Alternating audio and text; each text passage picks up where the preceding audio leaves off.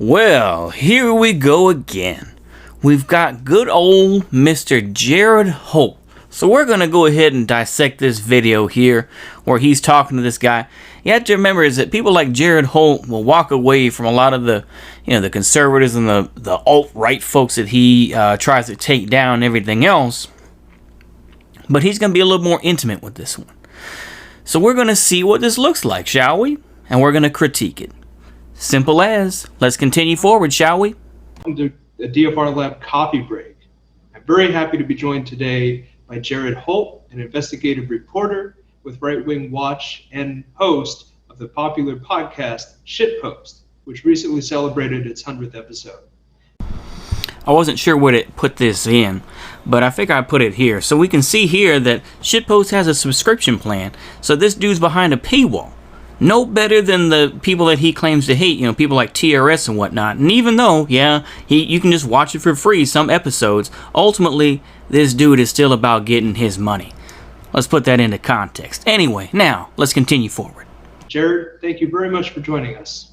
Oh, well, thanks for having me, Emerson. It's a pleasure. So, first off, I was hoping you could tell our audience a bit about what you do and your background. What drove you to the study of the internet and far-right online communities in particular? Well, I'm a young guy. I've spent a lot of time on the internet growing up. And during the 2016 campaign season, a lot of digital spaces on the internet began to transform in ways that they have never recovered from. All right, let's make our critique already.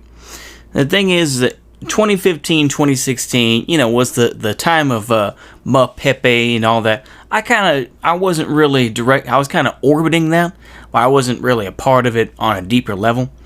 But what I would say is that what has changed so much, and the thing is that people like him have contributed to the censorship, have contributed to people being doxxed, and has admitted to watching other people's streams and using clips, and showing them on Twitter like, haha, I got a clip I'm going to show everybody. And his minions and all these pitiful folks that follow him use these clips.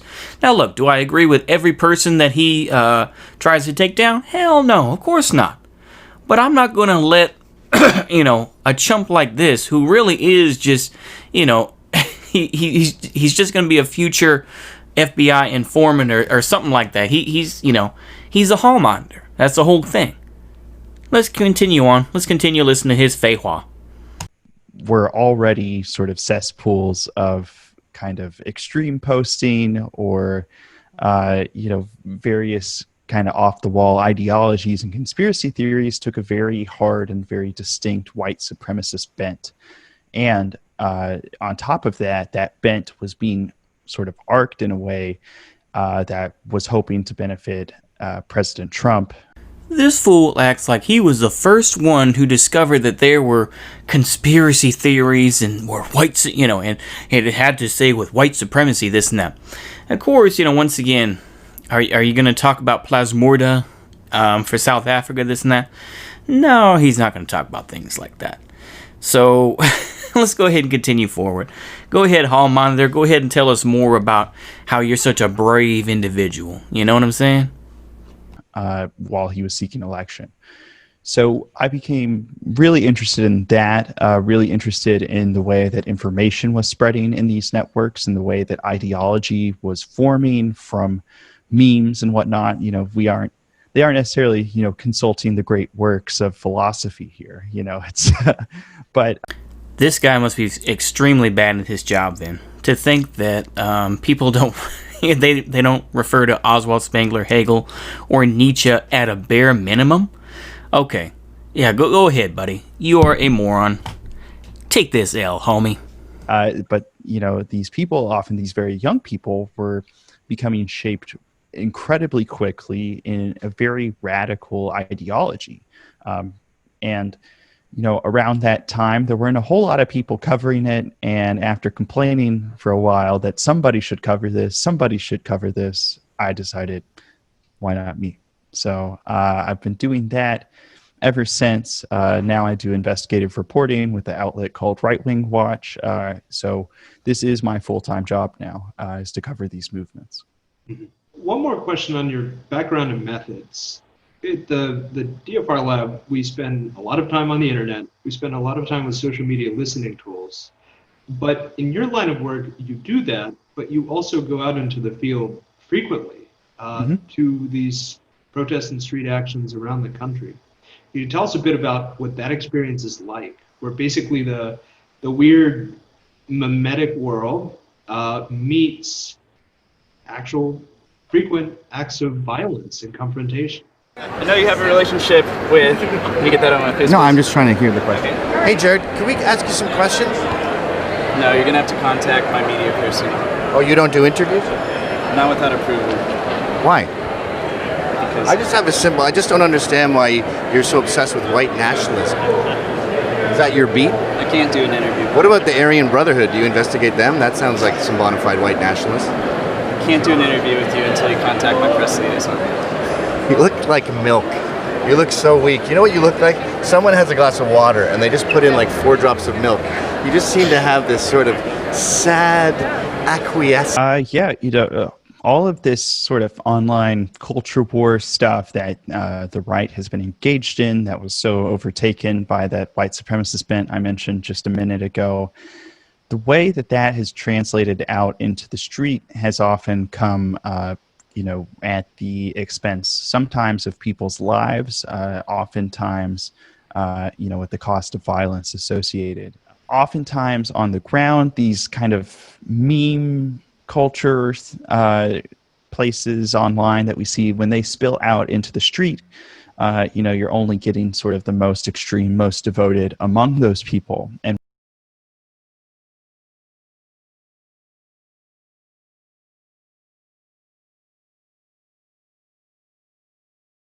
when the ideologies being circulated around are so extreme in themselves, it really isn't much of a surprise that extremists are the ones who are showing up to personify these broader movements.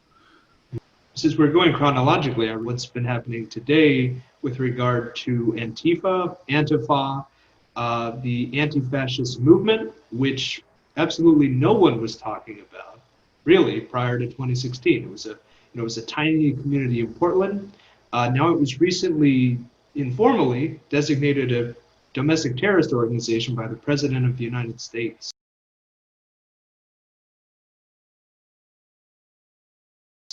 Could you talk a bit about its early origin in basically far-right circles? Series of pressure campaigns that have been launched to try to get it designated a terror group? I mean, I guess the first thing I should mention is that anti-fascism as a movement in the United States dates back decades.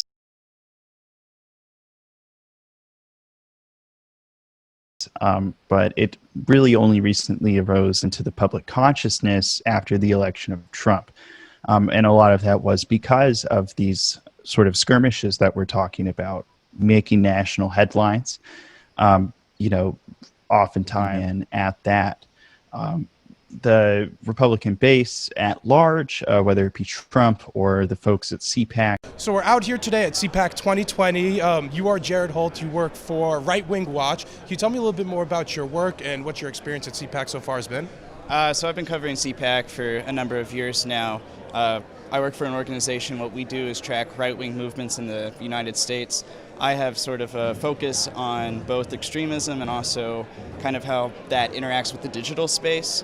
So I'm out here looking for both any known members of kind of extremist movements that I've seen, and also just trying to get a feel. This year I'm really focused on what conservatives are saying about tech platforms and tech censorship. Yeah. I know, I listened to a couple of the events too, a little bit about tech censorships. Conservatives say they are shadow banned and censored, and do you disagree? Do you not think that's happening online? Or? I think, a lot of what we hear in support of that is anecdotal. Mm-hmm. It's, this person had an issue. Facebook says maybe it's human error. I know YouTube's been messing with their algorithms a lot. I don't know if it's specifically targeting conservatives, but we've been seeing some of that tech censorship. Are you concerned about any of the stuff that we see going on in YouTube?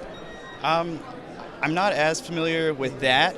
You might remember Alex Jones from when his content was available on the internet. No, kid. He still has his website, obviously, but he used to be on Spotify, Apple, Instagram. I don't know. I think he's still on there. But YouTube, things like that. Facebook. Last week, a lot of that suddenly disappeared, and it might appear to an outsider such as myself, like, where did this come from? But it turns out that it was, at least in part, the work of some online activists. One of those activists joins us now. This is Jared Holt, researcher from Right Wing Watch. Welcome to the Damage Report. Thanks for having me. It's great to have you on. So this campaign to get Alex Jones taken off of some of these platforms, how did this come about? This has been going on for years, ever since the election, when these tech companies came out and they made announcements that they were going to take misinformation, fake news, harassment, that sort of thing seriously on their platforms. I think Alex Jones and InfoWars became the obvious example of something they could do about it. So this outrage has been boiling for years, and for whatever reason, I noticed InfoWars on Spotify, wrote a piece about it, and that sort of seemed to be the thing that finally set these tech companies taking action into effect. Ben Mankiewicz is also on. Hey, Jared, how are you? So what, the argument on the other side, obviously, is that this is some form of censorship, and I've started to embrace that. Not that I think it's the right argument, but just to agree, like, yeah, it's some form of censorship, and we censor behavior all the time that we find objectionable. There are restrictions on the First Amendment, there's restrictions on free speech, and when we censor content that we think is unpleasant. How do you respond to the notion that all we're doing here is taking away ideas that we disagree with? Right now we live in a technocracy where the rules for what's allowed online are pretty arbitrary. They're not enforced consistently. And I think that, ultimately what's left on these platforms ends up being a business decision for a lot of these people. And if a lot of the users on these platforms don't want actors like Alex Jones on the platform, I think it's within these companies' rights, at least under the current model that we have, to be able to remove that content. Certainly nobody's entitled to a social media platform, but it is a light form of censorship, I suppose. And there's people who make the argument that social media is the public square in modern times, but until we see some sort of legislation or regulation, this seems pretty imbalanced to me. Have made a lot of hay about Antifa. They've made a lot of hay about socialism coming to the U.S., Venezuela happening here. But, we laugh now because it sounds so ludicrous. But this is extremely potent stuff in the GOP base. Kind of one of the earliest iterations I want to call back to this tweet. If you have any thoughts on this new phenomenon of, again, it's not really journalism, it's basically real-time spin. Yeah, figures like Andy Ngo, they've been met with a lot of fame and success for doing exactly what you're talking about, and it's very useful, right? Because the kind of playing field that these guys are working on is a real-time playing field. They want to influence the way that journalists are covering the news. They want to influence the flow of information in real time. So there's no better way to do that than sending somebody like an Andy Ngo out there to start filming and spinning from the second things happen. And there's a lot to say about the escalation part of that too. And that's kind of, as a reporter, something that sits very unwell with me. I cover the far right, I cover extremists, but it is unethical as a journalist to instigate a situation or to escalate a situation. So we're here with Jared Holt.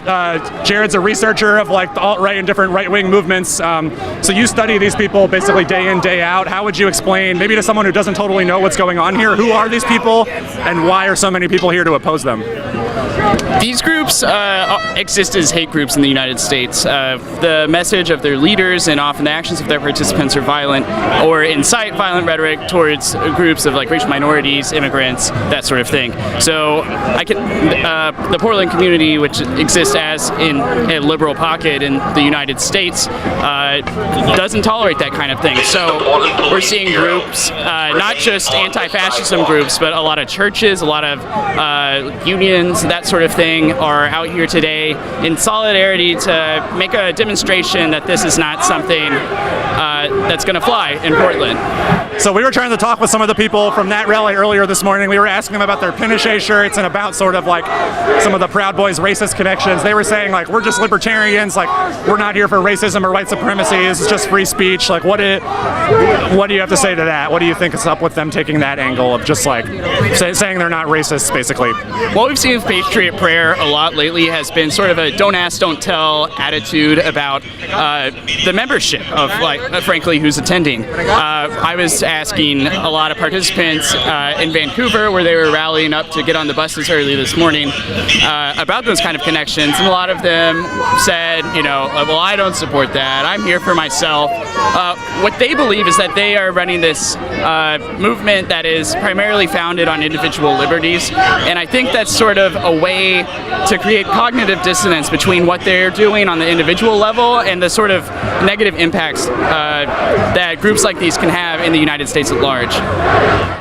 To get a story that's not how you're supposed to operate, it's not journalism anymore. It becomes a form of activism. So I'm kind of baffled that these folks have been able to present themselves as journalists and be taken credibly with large audiences. But I do think it's important to kind of identify them for what they are, which are, actors on the field. They're not impartial observers. Mm. And then your particular observations in studying Boogaloo, which I think it's kind of an age-old practice at this point. I say age-old. I guess all of this is still relatively new. But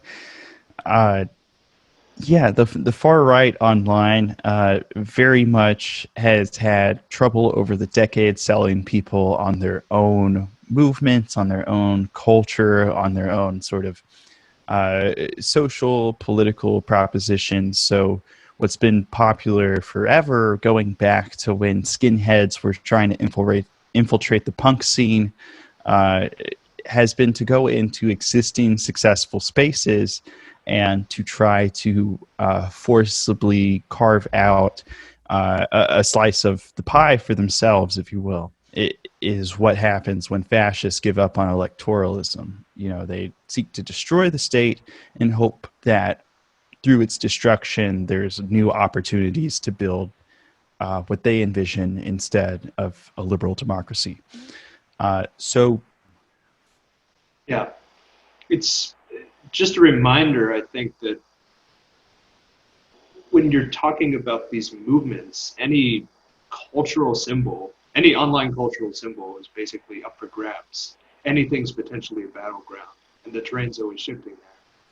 Right, and it's kind of also just a broader quality of the internet, right? Which is that it's built on remix culture, memes, viral videos. Like everything is chopped and screwed. Man, don't you dare disrespect what DJ Screw did for Houston and for music in general. Man, he'll smack the hell out you for saying some shit like that. Man, you better watch yourself. I know it's been a while since I talked a little bit here, but the thing is, just there's some good ass clips of him just getting BTFO'd and just contradicting himself that I'm gonna keep it this way. Like I say, I'm trying to edit this down a little bit so that hopefully y'all be like, oh, I'm not gonna sit here and watch every minute. So I'm trying to edit it down. Just bear with me, okay? Just bear with me watching through this. We're gonna make it. We gon' make it. We gon' make it. We gon' make it. There you go. Let's continue on though. Forward! Say screw the line, just someone needs to go get in touch with this person and stage an intervention with them. But as far as the chance for redemption and forgiveness and that sort of thing, in conversations with other people I've had, I always, kind of say the same thing, which is that the leaders of these movements I feel no sympathy for, but the people who get caught up in them, the teenagers who find these memes and think they're funny for whatever reason or something, I look at them kind of as misguided and needing help and needing sort of a path out, or even, sometimes just something better to do with their time. And I think that's best done through incentivizing good behavior and, whether it's community or parents or whatnot, kind of providing the space and providing the opportunity to walk away from it and to be educated about it. So hopefully they choose something else. Okay, this is kind of a long video, but I think that it's necessary to kind of point out how this fool really feels. The thing is that this dude is an opportunist. You have to remember that. This dude is an opportunist.